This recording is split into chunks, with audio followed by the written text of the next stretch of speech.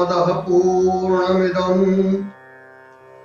पूर्णात् पूर्णमुदच्यते पूर्णस्य पूर्णमादाय पूर्णमेवावशिष्यते। ॐ शान्ति शान्ति शान्ति। दिव्य ज्ञान धारा के समस्त दर्शकों का हार्दिक अभिनंदन है कि पूजा अगर करना है तो गुरुदेव की पूजा करो। पूजा गुरु की कीजिए, पूजा गुरु की कीजिए, सब पूजा जेहि माही। माली सींचे मूल को, फूल ही फल ही अघाही। गुरुदेव की ही पूजा की महत्ता है। पूजा अगर करना है तो गुरुदेव की पूजा कीजिए, क्योंकि सारा रहस्य गुरुदेव से ही मिलना है। अब इसके बाद कहते हैं कि परखो द्वारा शब्द का, ये चौथा यंत्र बता रहे हैं। परखो द्वारा शब्द का, जो गुरु कहे पुकार, बिना शब्द कछु ना मिले, और देखो हृदय विचार। जो गुरु बता रहे हैं उस शब्द के दरवाजे का परख करो, उस द्वार का परख करो। और कबीर साहब जो कहते हैं कि सदगुरु शब्द सुनो हो संतो, मत लीजे सिर भार। अहो हुजूर मैं ठाड़ कहत हूं, अब तू समर संभार। सदगुरु जो आपके घर के भीतर है, वो सदगुरु बार बार पुकार करके और आवाज दे रहे हैं, लेकिन हम उनकी आवाज को, उनके शब्द को नहीं सुन पाते। वो सदा हमारे साथ हैं, लेकिन हम जो हैं उनसे विमुख होकर के इधर उधर भटकते फिरते हैं, क्योंकि अंदर के गुरु के साथ हमारा संबंध जुट नहीं पाता है। अंदर ही वह शक्ति है जो हमें पथ प्रदर्शन का काम भी करती है। वही कहते हैं कि परखो द्वारा शब्द का, जो गुरु कहे पुकार, बिना शब्द कछु ना मिले, देखो हृदय विचार। उसके बाद कहते हैं कि लीजिए क्या, तो नाम। कहते हैं कि नाम मिलावे रूप को, नाम मिलावे रूप को, जो जन खोजी होय। जब वह रूप हृदय बसे, तो क्षुधा रहे नहीं कोई। तो नाम है तो रूप है, और जब तक उस रूप को हम नहीं समझ पाएंगे, इसलिए कहते हैं कि नाम न मिलावे रूप को, जो जन खोजी होय। और जब वह रूप हृदय बसे, क्षुधा रहे नहीं कोई।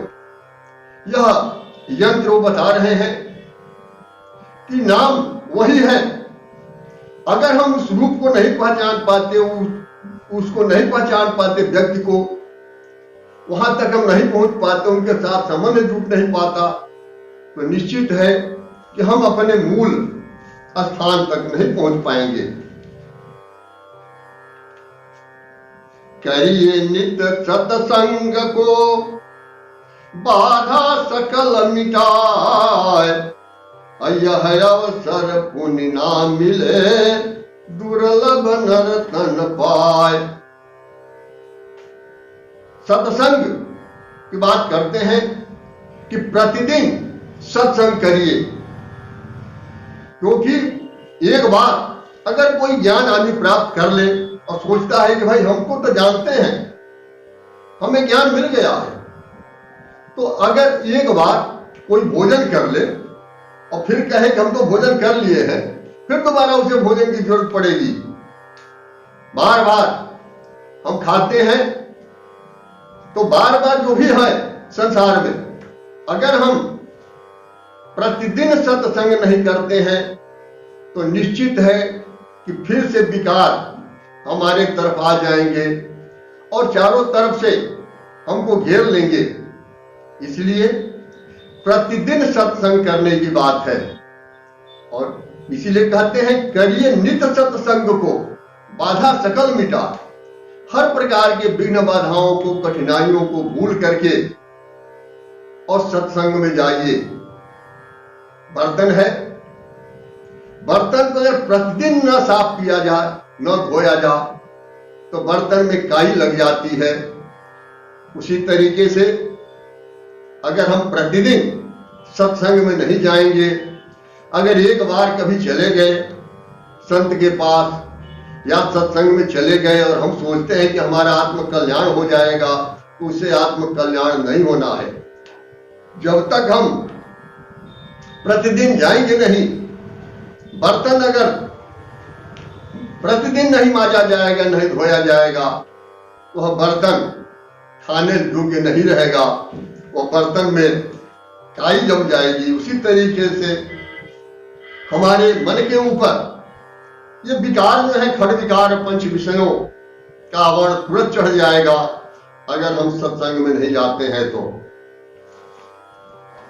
इसके बाद कहते हैं होय रहे जब दास में तब सुख पायो अंत। होय रहे जब दास में तब सुख पायो अंत। और देखो रीति प्रहलाद की और निरखो सब में कंत। प्रहलाद के राम जो है खंभे में से निकल गए, लेकिन सबके राम खंभे में नहीं है, क्योंकि प्रहलाद के अंदर दासत्व भाव आ गया और प्रहलाद सब जगह केवल राम को ही देखते थे, केवल प्रभु को ही देखते थे। इसलिए कहते हैं कि जब उस तरह का दासत्व भाव हमारे अंदर भी आ जाएगा तो सब जगह प्रभु मौजूद है। कोई ऐसा जगह नहीं है जहां पर परमात्मा मौजूद न हो। इसीलिए कहते हैं कि होय रहे जब दास में तब सुख पायो अंत। देखो रीति प्रहलाद की निरखो सब में कंत। उसके बाद बताते हैं 9वां यंत्र। कहते हैं कि मीठा सबसे बोलिए, मीठा सबसे बोलिए, सुख उपजे चहुओर।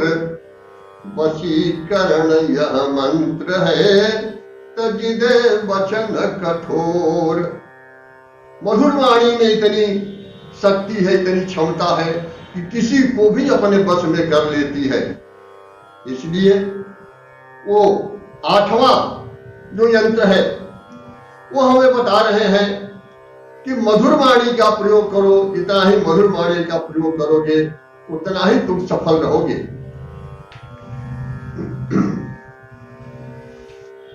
और यही एकमात्र उपाय है। इसके बाद कहते हैं फिर 9वां जो यंत्र है कि मानिए सब कुछ सत्य है, मानिए सब कुछ सत्य है, जो जाको व्यवहार। और जन्म मरण दो बने, फिर होए देखो विचार।